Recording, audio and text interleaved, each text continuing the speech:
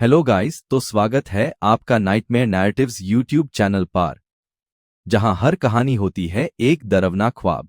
आज जो दर्दनाक कहानी हम आपके लिए लाए हैं उसका नाम है the house on black hollow road. तो लाइट्स ऑफ कर लीजिए, हेडफोन्स पहन लीजिए और तैयार हो जाइए एक और रात भर सताने वाली कहानी के लिए। बारिश की एक उदास सुबह सराह को एक पुरानी सी चिट्ठी मिली।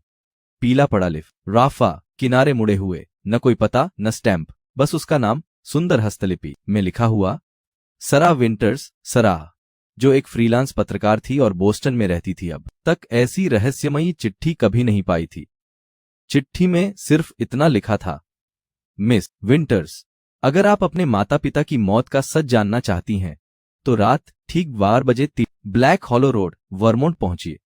ना पहले ना बाद में। सराह का दिल जोर से धड़कने लगा। उसके माता पिता की मौत जब वह 6 साल की थी तब एक आग में हुई थी, यही कहानी उसे हमेशा बताई गई थी। लेकिन अब उस कहानी में दरारें पड़ने लगी थीं। उस रात वह सो नहीं सकी और अगली सुबह वह अपनी कार में बैठकर उत्तर की ओर निकल पड़ी। अध्याय 2। ब्लैक हॉलो वर्मोंट अक्टूबर में खूबसूरत होता है। पेड़ों पर लाल, पीले और सुनहरे पत्तों की चादर, लेकिन ब्लैक हॉलो जाने वाली सड़क जैसे अंधेरे में डूबी हुई थी। घना कोहरा, सूखी शाखाएं और हवा में अजीब सन्नाटा। 13 ब्लैक हॉलो रोड का मकान एक पुराना विक्टोरियन हवेली था, टूटा फूटा, काला, जैसे दशकों से कब किसी ने इसे छुआ ही न हो। जंग लगे लोहे के गेट पर लटकी पट्टी पर फेडेड अक्षरों में लिखा था, थी ब्लैक हॉलो रोड। रात के 11:55 बजे सराह गाड़ी से उतरी। हवा ठंडी थी, पेड़ तक नहीं हिल रहे थे। जब वह दरवाजे तक पहुंची तो वह खुद ब खुद खुल गया। कोई नहीं था सामने। हेलो, उसकी आवाज घर के भीतर गूंज गई। वह अंदर कदम रखती है, दरवाजा जरूर से बंद हो आता है। अध्याय 3। तस्वीरें। भीतर का माहौल सीला, सड़ांध भरा और अजीब था, जैसे किसी ने वर्षों से साफ न किया हो। दीवारों पर धूल भरी तस्वीरें टंगी थीं। सराह ने एक तस्वीर पर हाथ फेरा और ठिठक गई। उसमें उसकी मां थी, कम उम्र की, मुस्कुराती हुई, गोद में नन्ही सराह को लिए। रेम के नीचे पीतल की पट्टी पर लिखा था, एलेना विंटर्स 1987। डी तस्वीरों में भी कुछ लोग ऐसे थे जिनकी शक्ल सराह से मिलती जुलती थी। हर एक तस्वीर के नीचे लिखा था, लापता। फिर एक कोने में उसे एक पूरा नी टेबल दिखी जिस पर एक खुली डायरी रखी थी। उसका पहला पन्ना पढ़ते ही सिहर उठी। यह घर समय को खा जाता है। अध्याय 4। लूप घड़ी ने ठीक 12 बजाए और घर ने करवट ली। दीवारों का रंग बदल गया। हवा गाढ़ी और भारी हो गई। दूर ऊपर से किसी के नंगे पांवों की धीमी आवाज आई। सराह ने डायरी हाथ में ली और सीढ़ियों की ओर बढ़ी। ऊपर की मंजिल बदली बदली सी लग रही थी, जैसे किसी और दौर में आ गई हो। एक कमरा खोला। अंदर एक जोड़ा बहस कर रहा था। एक महिला गोद में बच्चा लिए और एक पुरुष सूटकेस बंद करता हुआ।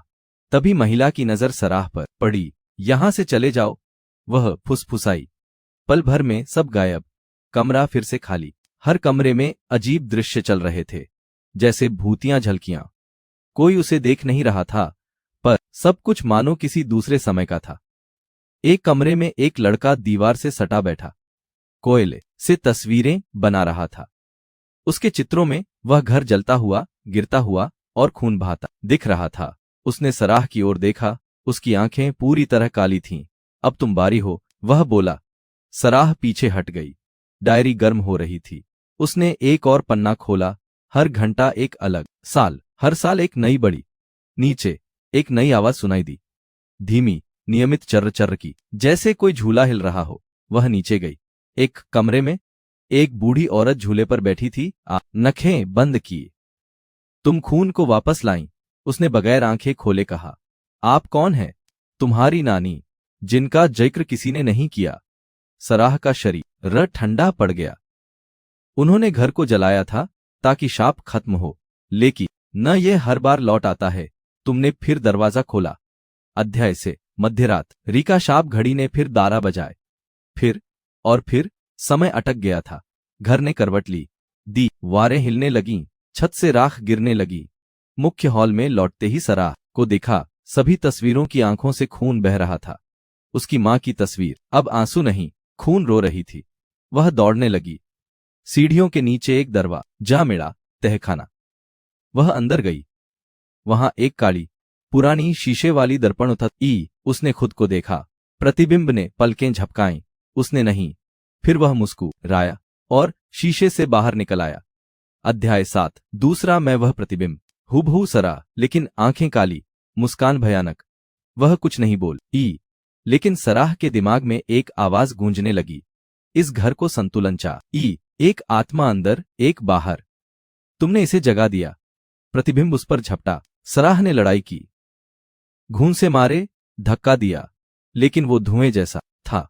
डायरी जमीन पर गिर गई। एक पन्ना खुला। सिर्फ सच्चाई ही चकरार तोड़ सकती है। खून को स्वीकार करो, नाम बोलो। कौन सा नाम? सराह चिल्लाई। तभी शीशा टूटने लगा। एक चीख, बच्ची की, दर्द भरी। उसने खुद को देखा। 6 साल की सराह, बिस्तर के नीचे छुपी। फिर देखा, माँ पापा की चीखें। आग। कोई हादसा नहीं था। उन्होंने उसे रोकने की कोशिश की थी। वही कारण थी। घर उसी के खून से जुड़ा था। अध्याय 8।